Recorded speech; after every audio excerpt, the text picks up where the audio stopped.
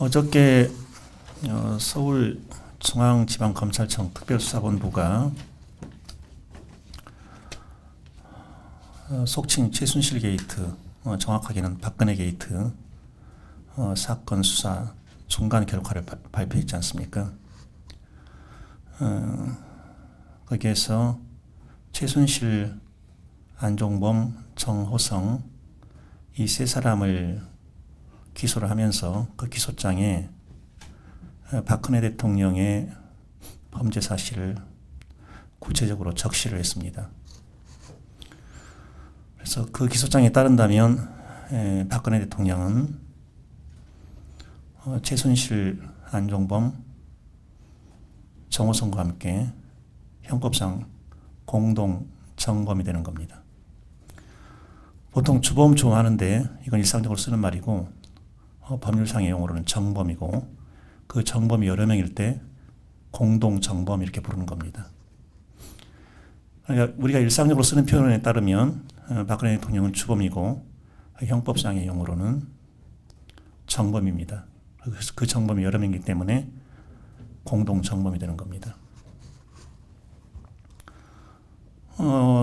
이 검찰의 중간 수사 결과는 말 그대로 중간 수사 결과입니다. 아직도 조사해야 할 범죄 혐의 사실이 굉장히 많이 쌓여 있습니다. 근데 이것만 놓고 보더라도 청와대가 박근혜 게이트의 컨트롤 타워였다고 생각합니다. 그리고 박근혜 대통령은 국정 수행에 전념해야 될 청와대를 범죄 생산기지로 전락을 시켜버렸습니다. 헌법 65조에 따르면 대통령은 직무집행에서 헌법이나 법률을 위반한 때에는 탄핵소추 대상이 되도록 그리고 111조 1항에 따라서 탄핵 심판을 받도록 규정되어 있습니다. 여기에서 말하는 헌법 위반, 법률 위반은 어떤 의미가 갖느냐? 대통령직과 양립할 수 없을 정도의 중대한 헌법 위반, 중대한 법률 위반을 가리키는 겁니다.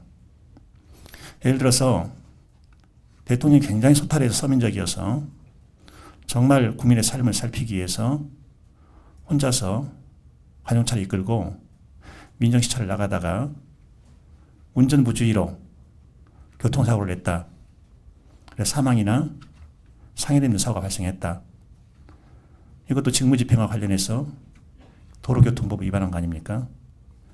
이 정도의 법률 위반은 대통령직과 양립할 수 없을 정도의 중대한 법률 위반이라고 할 수 없는 겁니다. 그런데 이 대통령의 법률 위반은 그리고 헌법 위반은 그 정도가 너무 심하다. 어느 정도냐? 대한민국의 헌법 질서를, 법 질서를 철저하게 유린해버렸다라는 겁니다. 어제 특별수사본부의 공소장 발표로 대통령은 이미 정치적으로 탄핵을 당한 겁니다. 정치적으로 사망 선고를 당한 거예요. 단 한 시간도 얼굴을 들고 국민 앞에 설 수 없을 정도로 이미 만신창이가 돼버린 겁니다. 그럼에도 불구하고 이러저런 자질구레한 항변을 쏟아내고 있습니다.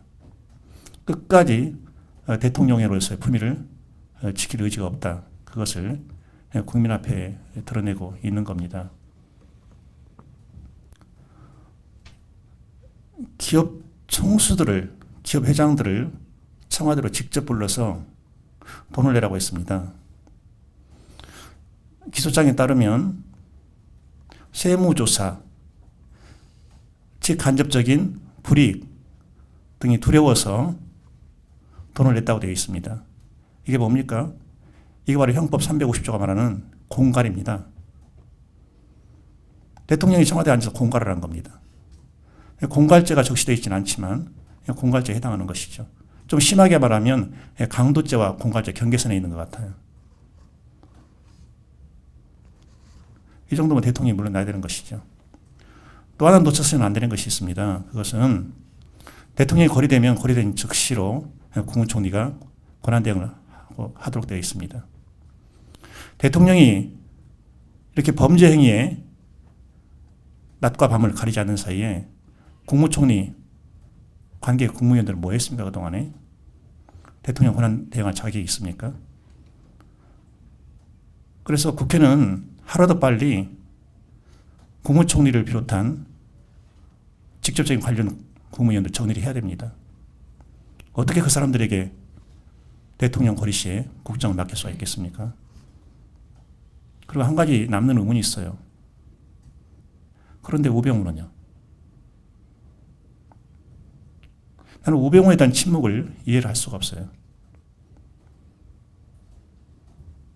지금 이 순간에라도 우병우가 범죄 증거를 파기하고 있다면 어떻게 할 겁니까? 결론은 우리 학생들로 돌아옵니다. 이런 사태로 인해서 우리 학생들은 이미 굉장히 깊게 상처를 입어버렸습니다. 학생들이 바라보는 대통령은 우리 아이들의 삶을 이끌어가는 그리고 귀감이 되는 그런 존재가 되는 겁니다. 나도 대통령처럼 살고 싶다. 그런 존재가 되어야 하는 것이 바로 대통령입니다. 학생들에게 자라나는 자녀들에게 깊은 상처를 내버린 그 대통령의 행위를 우리는 뭐라고 평가를 해야 되겠습니까? 우리 전북 교육청은